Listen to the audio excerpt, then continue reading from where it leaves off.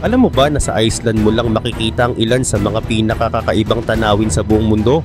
Oo, meron ditong mga bulkan na bigla na lang nagigising matapos ang libong taon. Meron din ditong mga lawa na nabuo dahil sa isang malakas na pagsabog. At may mga yelo ng kuweba din dito na kasing laki ng gusali. Pero sa kabila ng kakaiba niyang katangian ay hindi lang ganda ang meron sa mga lugar na ito. Sa katunayan ay puno rin ito ng mga alamat at misteryo. Dito mo makikita ang mga kwento ng Vikings na nakaukit pa sa mga kuweba at masisilayan mo din dito ang mga geothermal area na naglalabas ng raw power sa ating planeta. At sa video nga na ito ay samahan mo ako at aalamin natin ang mga kamanghamanghang discovery sa Iceland, ang isa sa pinakamaliit na bansa sa mundo. Pero bago yan ay huwag kalimutang i-like ang video na ito. Malaking bagay na yan sa aming mga content creator. Salamat po at ngayon magsimula na tayo. Number 20, the Crown Fossar Lava Field. Hindi ito basta tourist spot na dinarayo lang para mag-selfie. Ang Crown Fossar Lava Field ay may madilim at sinaunang kasaysayan, nakapatong sa lumang batong bulkan na parang itinago ng mismong kalikasan. Ayon sa mga kwento, may isang pastol daw ang humabol sa naligaw na tupa nang bigla niyang madiskubre ang malawak na nagyeyelong lava na ito. Para bang nakapasok siya sa ibang mundo, isang lugar kung saan ang mga bato ay nagbubulwak ng tubig na animoy luha ng lupa. Isipin mo mga talon na hindi dumadaloy mula sa ilog kundi direkta sa bato mismo. Hanggang ngayon marami pa ring naniniwala na may mga sinaunang espiritu na nananahan sa lugar na ito. Sinasabi ng mga matatanda na sila ang nagbabantay sa mga sikreto ng lava field. Number 19, the breathtaking Strokor Geyser. Kung may hari ng mga geyser sa Iceland, ito na yon ang Strokor. Noon pang ika-13 siglo, isang historiador na nagngangalang Ari the Learned ang nakatuklas dito habang naglalakad sa paligid ng mga mainit na bukal. At mula noon, naging sentro na ito ng kwento at alamat. Hindi katulad ng ibang geyser na halos pare-pareho ang pagitan ng pagsabog, ang Strokor ay hindi mo matitiyak. Bigla na lang itong sasabog at magbubuga ng mainit na tubig na abot hanggang 30 metro pataas. Parang sariling fireworks ng kalikasan. Kapag malamig ang panahon at may hamog sa paligid, mas lalo itong nagmumukhang misteryoso. May mga alamat pang ang nagsasabing ito raw ay parang pintuan papunta sa ilalim ng mundo. Ang iba'y naniniwalang paliguan ito ng mga nilalang na nakatago sa kailaliman, habang ang iba naman ay sinasabing ito ang daanan ng mga espiritu para makipag-ugnayan sa mga buhay. Kaya't bawat pagsabog ng Strokor ay hindi lang basta tanawin, isa itong paalala kung gaano karupok at kamisteryoso ang ating mundo.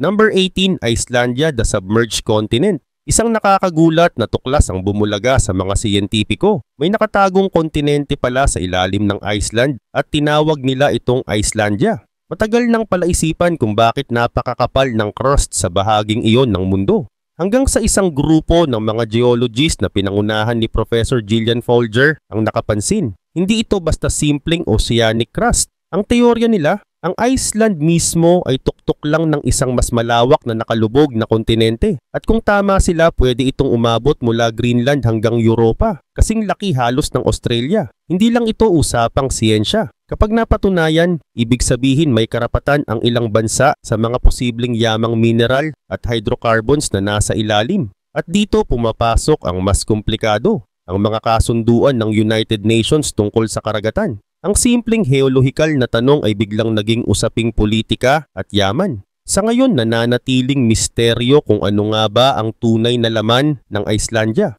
Pero kung mapapatunayan na puno ito ng kayamanan, baka maging bagong sentro ng interes ng mundo ang bansang ito. Number 17, the awakening of Yggdrasil volcano. Noong taong 2021, habang ang buong mundo ay abala sa iba't ibang kaguluhan, bigla na lang nagising ang isang higanting natutulog ng 6,000 taon, ang bulkan na Yggdrasil.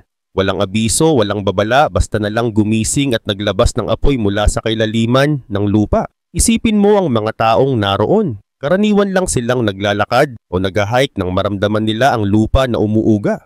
Pagtingala nila, apoy at usok ang bumubulwak mula sa bundok. Para itong fireworks show mula sa ilalim ng mundo. Mga ilog ng pulang lava ang dumadaloy, kumikinang sa dilim ng gabi. At kahit delikado, imbes na tumakbo ang mga tao, mas lalo pa silang naakit, dagsa ang mga bisita. Umaakyat pa mismo malapit sa bunganga para mas silayan ng mas malapitan ang nakamamanghang view. Ganito ang kakaibang hatak ng Iceland. kahit ang panganib nagiging atraksyon. Ang pagsabog ng Pagradalsfjall ay paalala na sa ilalim ng malamig na kalupaan ng Iceland, laging handang gumising ang mga higanting bulkan, dala ang apoy na humuhubog at patuloy na bumabago sa anyo ng bansa. Number 16. Fjallajökull Canyon, isang lugar sa Iceland na para bang gising ang mga sinaunang espirito. Ang Fjallajökull Canyon, dito hindi lang view ang magpapahanga sa iyo, kundi pati ang mga alamat na bumabalot dito. Ayon sa mga lokal, ang kanyon na ito ay daanan papunta sa mundo ng mga nilalang na hindi nakikita ng ating mata, mga duwende at mahiwagang nilalang na sumasayaw sa mga anino. Nakapagitna ang isang bughaw na ilog na napakalinaw, hanggang ilalim ay tanaw. Sa tuktok naman makikita ang daan para sa mga hiker na nag-aalok ng tanawing nakamamangha at nakakalula.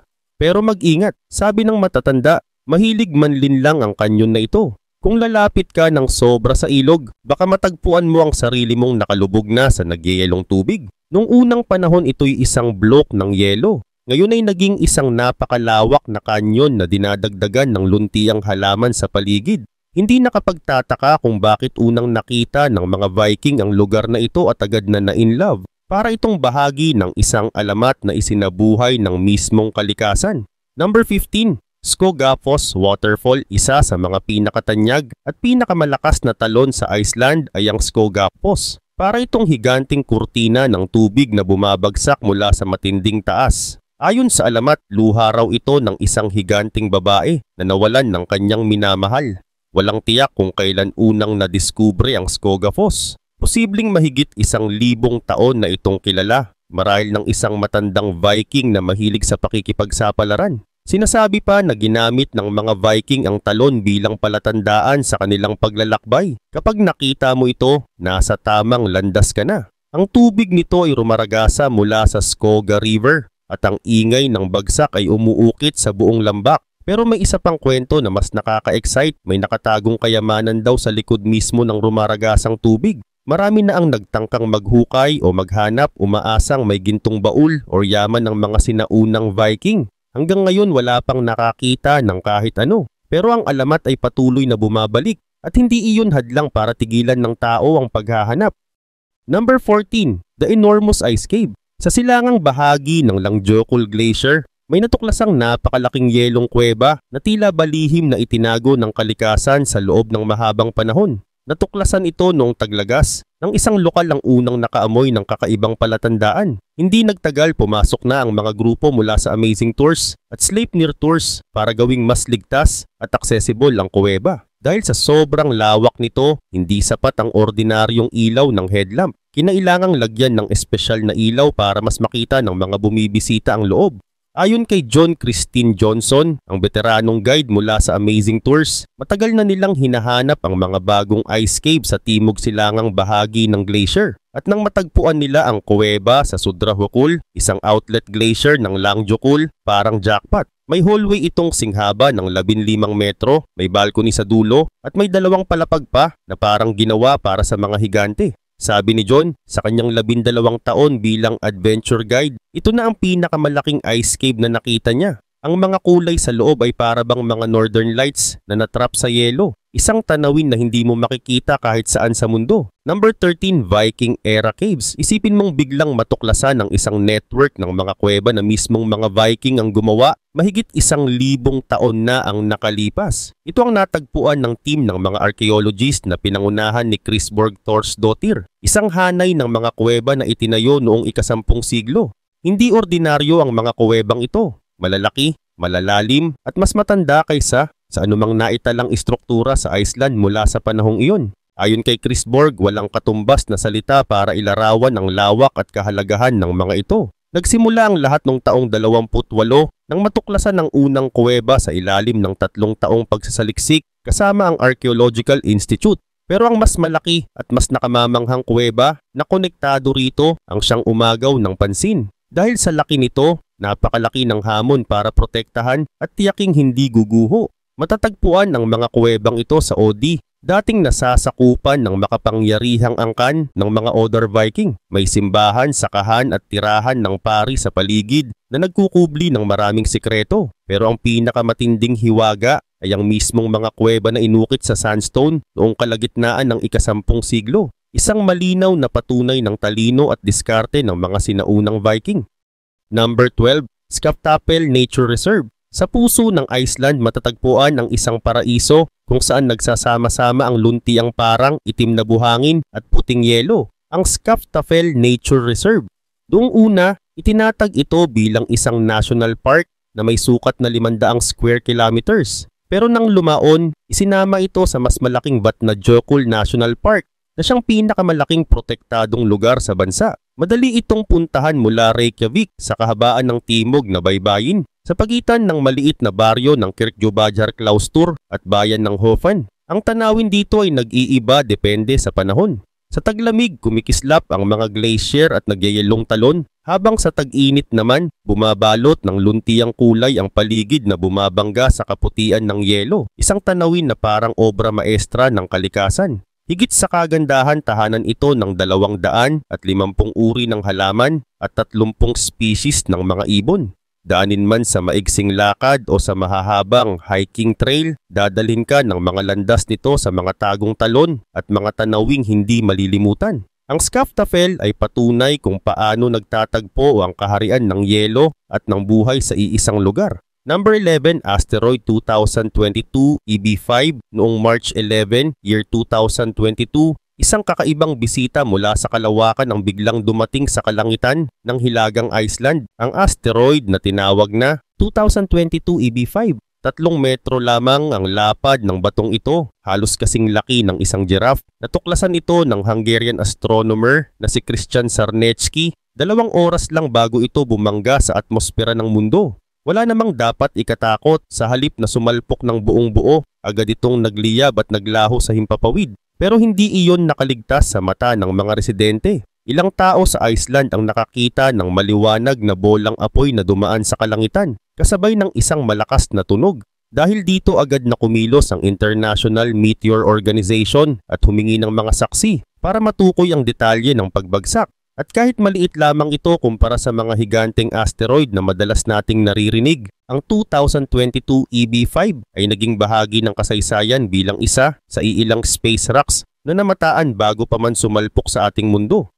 Number 10, Hellis Heidi Power Station. Kung may lugar sa Iceland na literal na kumukuha ng lakas mula sa puso ng mundo, ito ay ang Hellis Heidi Geothermal Power Station. Isa ito sa pinakamalaking geothermal power plants sa buong mundo. At dito makikita kung paano ginamit ng mga taga-Iceland ang init sa ilalim ng lupa para gawing kuryente at init sa kanilang mga tahanan. Nagsimula ang proyekto noong taong 2002 sa pangunguna ng kumpanyang Orkuveta Reykjavikur. Hinati ang konstruksyon sa 5 yugto. Noong taong 2006, inilunsad ang unang 2 high-pressure turbine na may 45 megawatts bawat isa. Sumunod noong taong 2007, dinagdagan pa ng low-pressure steam turbine. Pagsapit ng taong 2008, 2 high-pressure turbine na naman ang idinagdag gamit ang singaw mula sa Hengil Mountain. Hindi doon nagtapos. Noong taong 2010, ikinabit ang malaking pipeline na nagdadala ng mainit na tubig para painitin ang mga kabahayan. At noong taong 2011,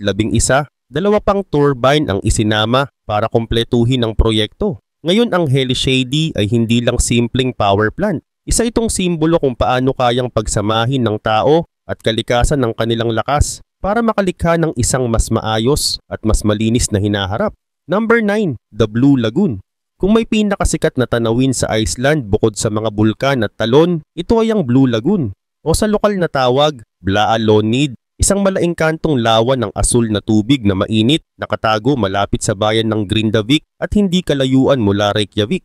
Pero alam mo ba na aksidente lang itong nabuo? Noong late 1970s, habang sinusubukan ng Svartsengi Power Plant na mag-drill para sa geothermal energy, lumabas sa maling lugar ang sobrang tubig at singaw.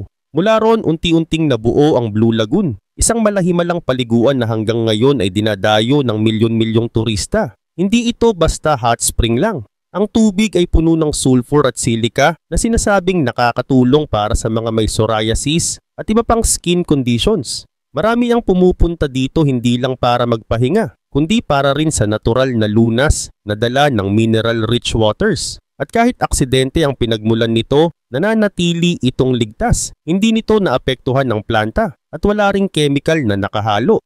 Ngayon bukod sa pagligo, makakahanap ka rito ng spa treatments, massage at kahit cocktails habang nakababad sa asul na tubig. Isang pagkakamali ng tao ang lumikha ng Blue Lagoon. Pero sa kalaunan, naging isa itong pambihirang kayamanan na kumakatawan sa kakaibang ganda at misteryo ng Iceland. Number 8, Aspergy Canyon. Kung may lugar sa Iceland na parang hinubog ng mga Diyos, yun ay ang Aspergy Canyon. Isa itong horseshoe-shaped canyon sa Öxarfjörður na bahagi ng Vatnajökull National Park. Ang hugis nito ay kakaiba, para bang marka ng isang higanteng hoofprint o kalahating buwan na inukit mismo sa lupa.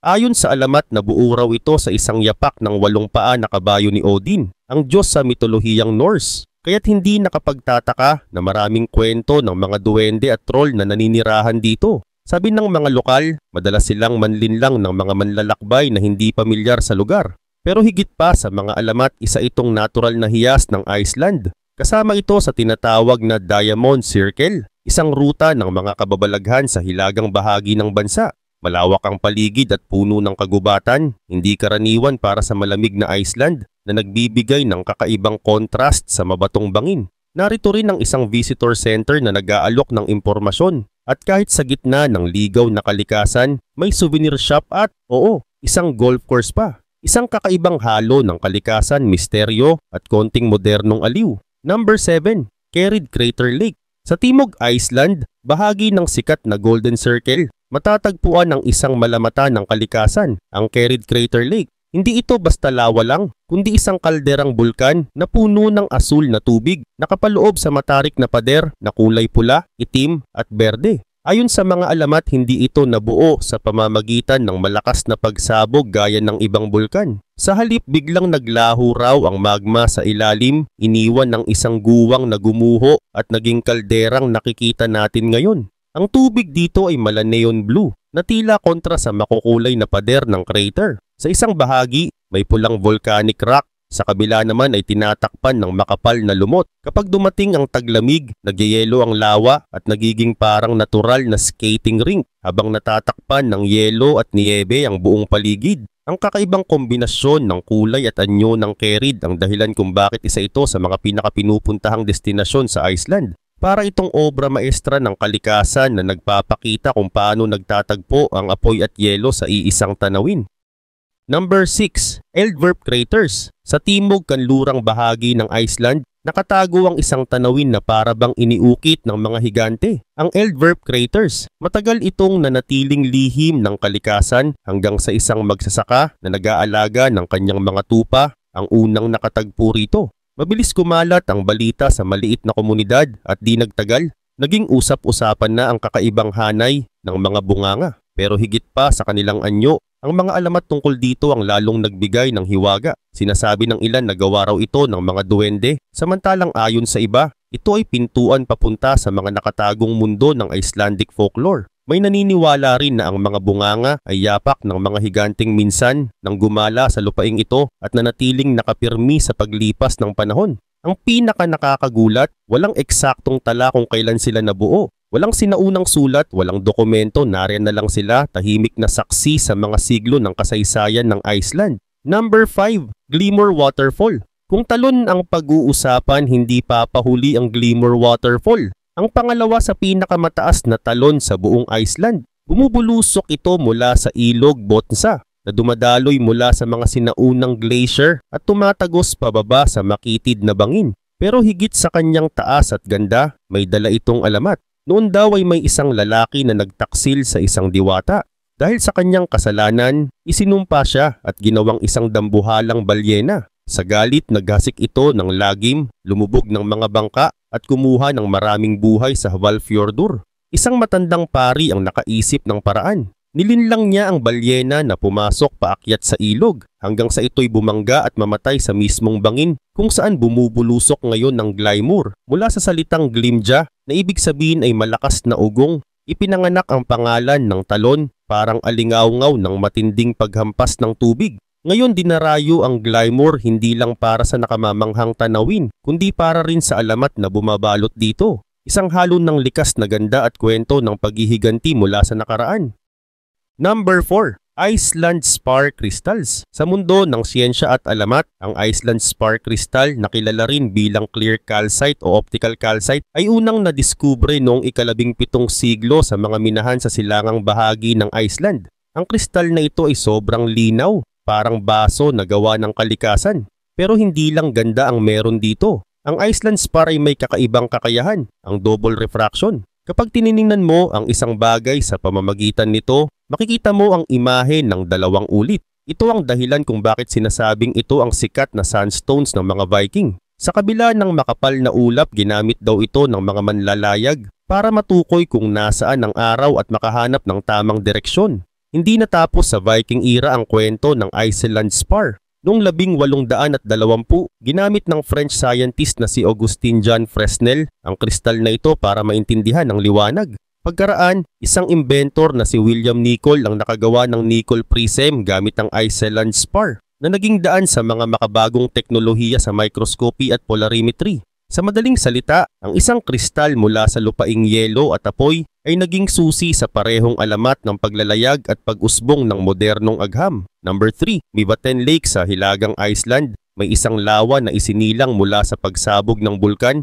2,300 taon na ang nakalipas. Ang Mývatn Lake, hindi ito ordinaryong lawa. Isa itong buhay na museo ng bulkanikong kababalaghan. Makikita rito ang mga pseudo-craters, lava pillars, at malawak na patag ng nagyelong lava na parang bakas ng matinding galit ng kalikasan. Pero sa kabila ng magulong pinagmulan nito, naging paraiso naman ito ng iba't ibang uri ng hayop. Ang ilog Laksa na dumadaloy mula sa lawa ay tahanan ng brown trout at Atlantic salmon, kaya't dinarayo ito ng mga mangingisda. Ang pangalan nitong Mývatn ay nangangahulugang lawa ng mga lamok. At totoo nga tuwing tag-init napupuno ng maliliit na insektong ito ang paligid. Ngunit sa halip na istorbo sila ang dahilan kung bakit ito tinaguriang bird paradise. Dito makikita ang pinakamalaking populasyon ng mga pato sa buong Europa. Pinagsamang species mula Europa at Hilagang Amerika. Hindi lang iyon, kilala rin ang lawa sa kakaibang marimo mossballs. Noong taong 23, muntik na silang mawala pero ngayon unti-unti na silang bumabalik. Ang Mývatn Lake ay patunay na kahit sa lugar na ipinanganak mula sa apoy at pagsabog, kayang mamukadkad ang buhay at ganda ng kalikasan. Number 2. Grenjadar Stadur Turf Church. Sa hilagang bahagi ng Iceland makikita ang isang buhay na alaala ng sinaunang pamumuhay, ang Grenjadar Stadur Turf House at Turf Church. Dito, ang mga bahay ay hindi gawa sa kahoy o bato, kundi sa mismong lupa at damo. Balot ng makapal na lumot na parabang naging isa na sila sa kalikasan. Itinuturing itong isa sa pinakamalaking turf houses sa buong bansa at hanggang ngayon dinarayo ng mga tao taon-taon. Parang may misteryosong puwersang humahatak sa mga bisita upang maramdaman ang koneksyon sa mga ninuno. Katapat ng turf house ay ang maliit na simbahan na itinayo pa noong taong 1865. Sa loob makikita ang altar na mula rin sa parehong taon at isang pulpito na may petsang 1777.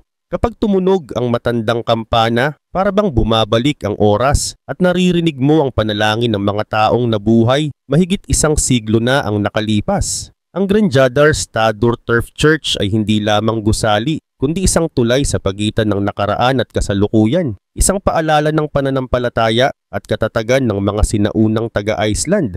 Number 1. Haverir Geothermal Area. At sa pinakataas ng ating listahan, narito ang Haverir Geothermal Area malapit sa Lake Mývatn. Isang tanawin na para kang lumapag sa ibang planeta. Ang buong lugar ay usok, singaw at kumukulong putik na sumisingaw mula sa ilalim ng lupa. Dito ang tubig sa kailaliman ay pinapainit ng apoy ng kalikasan hanggang lumampas sa 200 degrees Celsius at biglang sumisirit palabas bilang makapal na singaw.